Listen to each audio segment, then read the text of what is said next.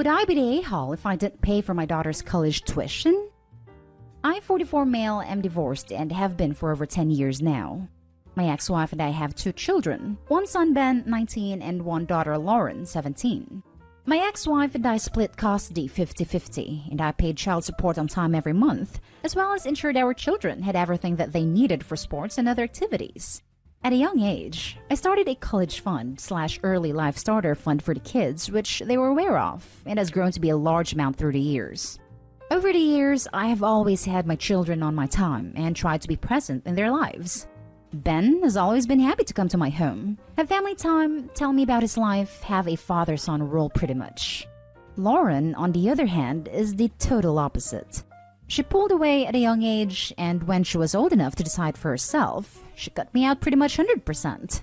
I spent years of reaching out to her and trying to build some type of bridge with her, but nothing ever worked. She went to a few different therapists, and I can only hope it helped in some other aspects of her life, but it certainly didn't help in a family role. Over the past few years, my son has become angry with his sister and calls her ridiculous. I've told him to not mind that and it's not her fault, but him leaving for college changed me on the whole thing. When he left, I felt like I lost my only child, and I gave up trying to have a relationship with Lauren. She never reached back out, and neither did I. It felt terrible at first, but it's much easier to deal with mentally for me. A few weeks ago, Lauren and her mother reached out to talk about her college tuition and where she had decided to go. They asked me if I wanted to go walk the school with them again, and I declined. I told them that I felt I was only being invited because my checkbook was needed. I informed my ex and Lauren that I would not be paying for college or any other of her expenses after her 18th birthday, June, and that I was going to use the money elsewhere. My ex blew up at me. My daughter didn't say anything, and when they told my son, he called to tell me he thought I was right and Lauren was to blame. I wasn't a fan they told him to begin with. However, now there's a rift between the 3 of them. Should I just let this whole thing go and pay for her education? Would I be the a-hole if I stuck to my decision? Now for the top comments. Info. Why did she cut you off? You leave a very important detail out. When my ex and I divorced, my ex kept our house, which was close to her friends and family. I moved to the other side of town, maybe 25 minutes away. She pulled away after I moved out and has told me that she wants to spend time with her friends and grandparents. Just to say, I voted not the a-hole. Is it possible that your daughter blames you for the breakup, or was it a take sides kind of situation? My ex-wife's entire family blames everything on me. My ex-wife's sister was having an affair. I found out she was covering for her sister's whereabouts and why, and told her husband. Not the a-hole. I do not understand Reddit's hive mind to spout that parents should accept their children's hurtful behavior, especially when they're old enough to know that their actions hurt. I also don't get why someone who goes no contact is entitled to someone to fund their lifestyle after no longer being a minor. Parents are human beings. They aren't infallible individuals with no feelings. Lauren is being incredibly selfish and extremely entitled to think she should be funded for college by a person she has chosen to exit a relationship with. Opie is not a walking bank. You spent time reaching out, and she has blocked it every term. At some point, this adult, because college students are adults, has to recognize there are consequences to your actions. I think Ben is completely right. Your ex-wife should be blowing up at you. She should have spent those previous years helping her daughter to therapy to understand this intense dislike. Lauren went to therapy, and Daddy basically blew her off when she was 10 because she wasn't the daughter he wanted. Now he's further punishing her by taking away her college fund at near last minute. No, he isn't punishing her. She chose to not have a relationship with him. Going no contact means no contact. It means no financial banking. She was a child. Technically, she's still a child. And his last-minute withdrawing money that was set aside starting years ago with the expectation that it would be used for her college, that is punishment. And now she's going to be an adult with adult responsibilities. Now for the next story. Am I the a-hole for preventing my ex from moving 3 hours away with our kids? It's created huge conflicts in both households now. My ex-wife blindsided me with news that she was moving 3 hours away with her fiancé because he got a better paying job. And the kids, who are 11 and 14, wanted to move too. I have week-on/week-off custody. There was no way I was giving up that for just every other weekend visitation. I then found out that her fiancé had already sold his home here and had bought another one there. I immediately went to court to get an emergency order preventing the move. My ex begged me to let her go, but I refused. In the end, she was prevented from taking the kids more than 50 kilometers from where I live. Unfortunately, the fiancé broke up with my ex because of this, and she has had to move in with her mother while she looks for an apartment because she can't afford a big house anymore. I would like to say that I won, but I didn't. My kids are now extremely angry with me for causing their mother to lose her fiancé. They hate living cooped up in their grandmother's home, and are now taking out all their anger in our household. They've said some heartbreaking stuff to me and my wife. My ex, who I used to co-parent amazingly with, now does everything she can to create turmoil in my household.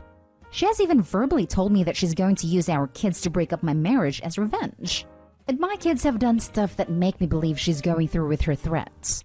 My wife is saying she's at her limit. Am I the a-hole for how I reacted, though? I just didn't want to lose my kids. Info. Did you talk to your kids about whether or not they wanted to move before you sought an emergency order preventing it? Might they have been promised some sort of bribe to go? My fear would be that you may have won the battle by preventing the move, but that you stand to lose the war. At 14, your oldest is likely to be old enough to have their wishes given very serious consideration if they no longer want to stay with you. And if your youngest is not yet old enough, they're not far off.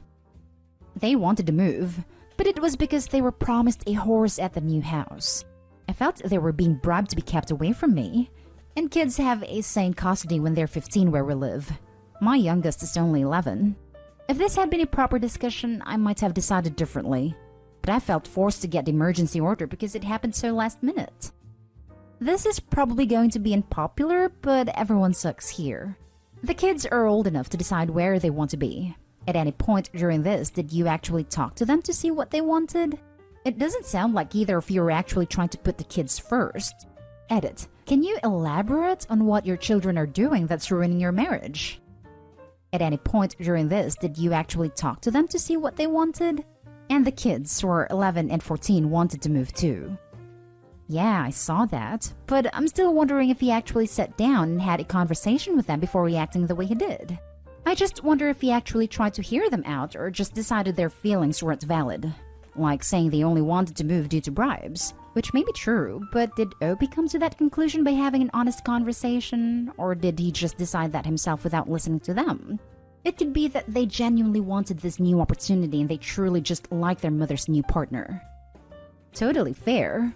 He replied that it was because they were promised a horse at the new house. So it could have genuinely been bribe motivated. But it could also have been more complex. I do think at their age, their wants should have been considered more seriously than it seems they were. I also find weaponizing your kids to be abhorrent behavior, so I'm fully on board with everyone sucks here. This is awful, but you did not create this situation. She did.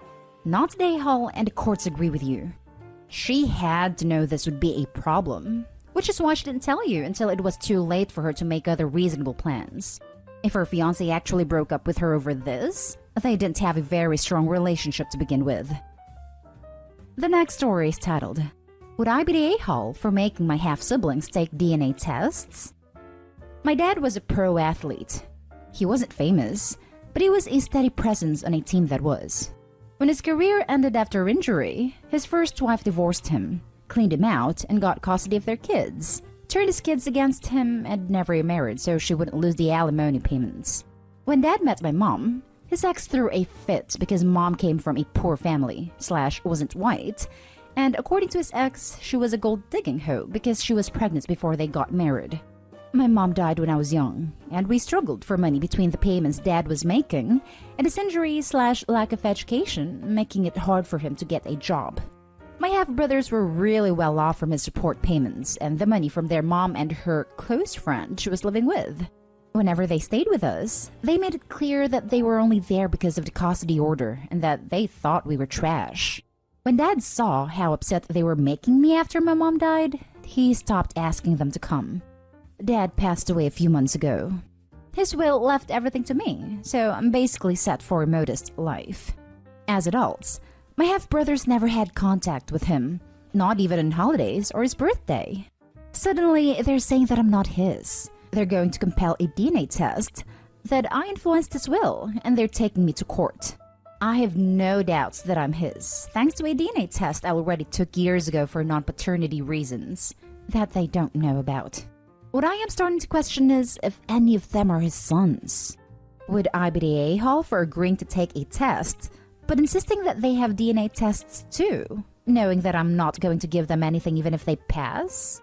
They and their mother treated my parents and me horribly, and I want to know how far the hypocrisy stretches.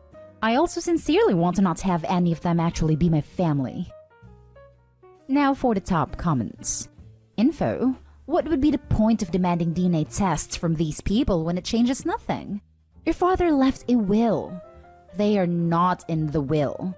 DNA does not change that, so what's the point?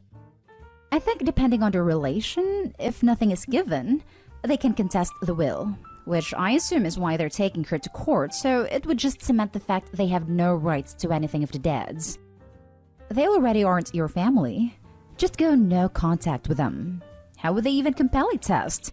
Did your father have a will that said, my stuff goes to my favorite son/daughter, or did it say, my stuff goes to OP? Not they, Hull. They definitely are, but just drop the rope already, for your own mental health. Now for the last story. Am I the a-hole for trying to stop my dad having a baby with his wife? My 22 female, dad 52 male, and his wife 42 female got married around 8 years ago. She was initially very charming and sweet, but behind closed doors, she became very manipulative a few years into their marriage. I, still in university, moved in with my dad and his wife when I was 19, and she made it clear she didn't want me around. I also became increasingly concerned about the way she treated my dad. I witnessed constant gaslighting, and I could see him beginning to doubt himself all the time. They were also trying for a baby, and his wife had 2 miscarriages over this period of time. My dad let me know that he did not really want a baby. However, he wanted to make her happy. At that point, I did not have any problem with them having a child together. However, there was constant tension in the house, and his wife eventually moved out into a flat nearby. She maintained to my dad that they were still in a relationship, and he remained loyal to her. However, she became unavailable to my dad and was constantly out at bars, being cagey with her phone around him, etc. Basically, it seemed to me that she was stringing him along while possibly seeing other people. That was 14 months ago, and for the past 6 months or so, she has refused to contact my dad in any way other than sending each other letters back and forth. She has also since moved 7 hours away from us, and so her and my dad have not seen each other for around 6 months. About 9 months ago, my dad's mom, my grandma, died, and she did not answer any of his calls during this time period, although she knew what was going on. Recently, my dad has been really unhappy about how unavailable his wife is. He has been drinking much more, and seems really depressed. So the other day when I found one of the letters from my dad's wife to him, I read it. I know this was nosy and invasive, but I did out of concern for my dad. In the letter, she says that she has, as they have agreed, I didn't know this, been going to an IVF clinic and was about to start the screening process. However, the clinic have told her they won't go ahead with screening because her and my dad are no longer together. She then says to my dad that they could get a solicitor to draft a parental agreement, but she says this would cost them thousands of pounds. So she suggested that instead, they both lie to the IVF clinic and say that they are together. It seems to me as if she's trying to dissuade my dad from a legal document which would protect him. To an outsider, it seems very clear that she doesn't want a relationship with my dad, refusing contact, moving 7 hours away, constant ultimatums and game playing. But that she wants to have a baby with him because he will pay for the IVF and will have to pay child support. She does not work. He earns a good amount. I would like to contact my dad's wife. She hasn't spoken to me since my grandma died, if only so she knows someone is onto her. Am I the a-hole for wanting to step in here? Not the a-hole. She's abusing your father. I would have a frank discussion with him about what, if any, benefits he gets out of the marriage. He needs to get a legal separation at the minimum and a divorce, just to protect himself from whatever he is doing.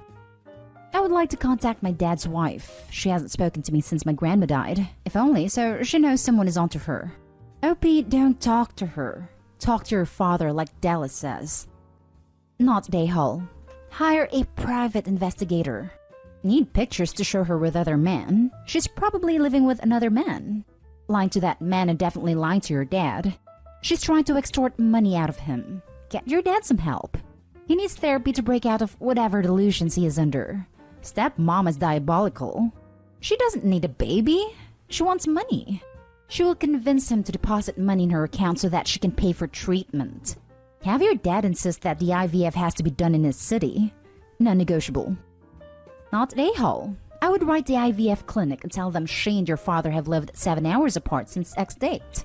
I would also write that they intend to lie in their forms, and you don't think that is in the best interest of a baby.